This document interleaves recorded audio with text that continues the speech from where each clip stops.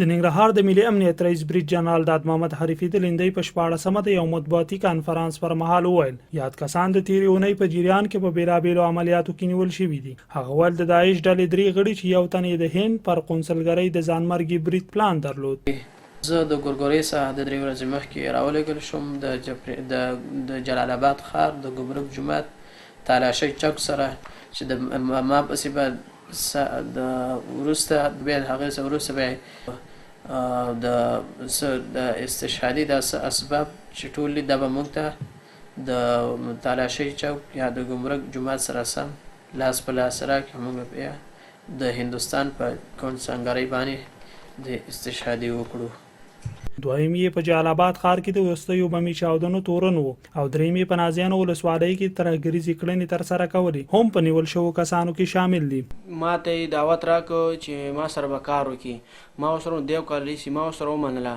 بس هغې نه بعد دغه شی ورته د 10 نفرو کې بس ما ته ویلې چې ته به عکاسي وکړي. موږ کوم انفجار کوو ته به د هغې عکاسي کوو د 10 نفرو کې. بس ما ورته ویل ملسۍ شو.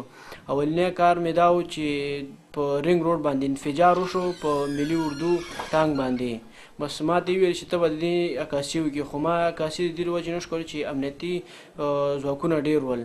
او بل ښار کې د جمعې په ورځ باندې د اطفایي کوڅې سره دلته انفجار وشو. وواخه چې تاسو زما کار دی ته به ښار ته راشي. چې زه ښار ته راغلم دی کې د هغې زنګ راوواخه چې ته راشه تا سره زما کار دی محمد زنګ راوالې.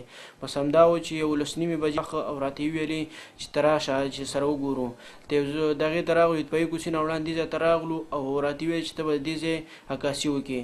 ما چې کله عکاسي کوله د انفجار او امنیتي ځواکونه راغله او زه یې ونیولم.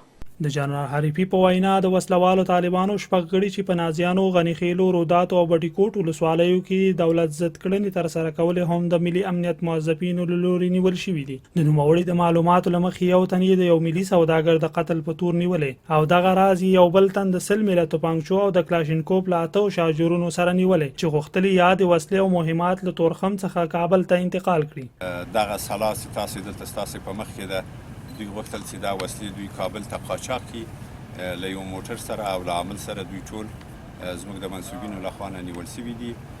پروسه د تحقیق د دوی د ټولو ادامه لري او ایلمان یم چې دا پروسه له ښه انکشاف وکړي. ټول هغه عاملین چې په دې قضایاو کې لاس درلوده انشاءالله زموږ د منصوبینو لخوا نه به ونیول شي. په کانفرنس کې د ننګرهار د والي ویان عطاالله خوګیڼي ویل د ملي امنیت د منصوبینو د دغه وروستیو کړنو په پایله کې په جلال آباد ښار کې د بیلابېلو جرمونو مخه ونیول شي. دی ویل نیول شوي کسانو په جلال آباد ښار کې د پټو وژنو، بمي چاودنو او نورو بیلابېلو تخریبي کړنو کې لاس درلود. نو په نیول کېدو سره به یې تر کچه ډاډمن شي. د خوګیڼي په وینا نیول شوو کسانو په خپلو جرمونو اعتراف کړی او د لا زیاتو معلوماتو په مخه ترې نورې څېړنې دوام لري.